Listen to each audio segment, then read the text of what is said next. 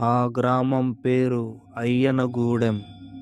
పగలు ప్రశాంతంగా కనిపించే ఈ గ్రామం రాత్రి అయితే జీవించి ఉన్న వారి కంటే చనిపోయిన వాళ్ళు ఎక్కువ తిరుగుతారు అని అంటారు. ఆ గ్రామం చివర ఒక పెద్ద మర్రి చెట్టు ఉంది.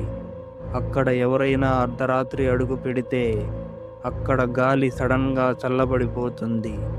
ఆకులు ఊపిరి పీలుస్తున్నట్టు శబ్దం చేస్తాయి. మరియు దాని వెనుక నుండి స్లోగా ఎవరో పిలుస్తున్నట్టు గుండెల్ని ఆగిపోయేలా చేసే ఒక స్వరం వినిపిస్తుంది. వెళ్ళిపో, వెనక్కి తిరగకుండా వెళ్ళిపో అని. కానీ ఈ మాటలు విన్నవాళ్ళు ఎవరూ కూడా వెనక్కి తిరిగి చూడాలనిపిస్తుందంట. ఎందుకంటే అది ఒక మనిషి గొంతులాగానే ఉంటుంది. ఆ గ్రామంలో ఉన్న యువకుడు హరీష్ స్నేహితులతో ఛాలెంజ్ చేస్తూ అర్ధరాత్రి ఆ మర్రి చెట్టు దగ్గరికి వెళ్ళాడు. ఆ చెట్టు మీద నుండి తెల్లగా ఒక నీడ అతని మీద పడింది. అతని లైట్ ఆన్ చేసి చూసే లోపు అది అదృశ్యమైంది.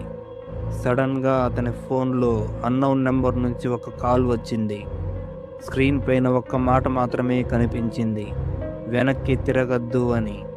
హరీష్ శరీరం ఒక్కసారిగా చల్లబడింది. అయితే అది మనిషి గొంతులాగా ఉందని గబగబా వెనక్కి తిరిగి చూశాడు. తిరిగిన వెంటనే అతని మీద మెడ వంగిపోయి కళ్ళల్లో నల్ల రక్తం కారుతూ ఒక స్త్రీ ఆకారం నిలబడి ఉంది. తల ఒకవైపు, శరీరం మరొక వైపు. ఆమె నోరు నెమ్మదిగా తెరిచింది. ఆమె గట్టిగా ఎందుకు తిరిగావు అని అడిగింది. హరీష్ గొంతు ఒక్కసారిగా మోగబోయినట్టు అయ్యింది. అతను మాట్లాడలేకపోతున్నాడు. ఆ స్త్రీ శరీరం అతని ముఖానికి దగ్గరగా వచ్చి అతనికి కళ్ళల్లో నేరుగా చూస్తూ ఒక మాట చెప్పింది, ఇంకెవరికైనా చెప్పావంటే నీ కథ కూడా ముగుస్తుంది అని.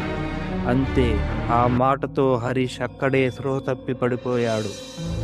గ్రామస్తులు మరుసటి రోజు ఉదయం చూసేసరికి అతను బ్రతికే ఉన్నాడు. కానీ అతనికి మతి స్థిమితం లేనివాడిగా కనిపించాడు. అతని కళ్ళల్లో మాత్రం ఒకటే కనిపిస్తుంది వాళ్లకు, అదే అతని భయం. ఇప్పటికీ రాత్రి 12 తర్వాత ఆ మర్రి చెట్టు దగ్గర నుంచి అదే స్త్రీ నవ్వులు, కేకలు మరియు వెనక్కి తిరగద్దు అనే స్వరం వినిపిస్తూనే ఉంటుంది. తిరిగి చూస్తే అది మీ వెనకే ఉండొచ్చు, జాగ్రత్త.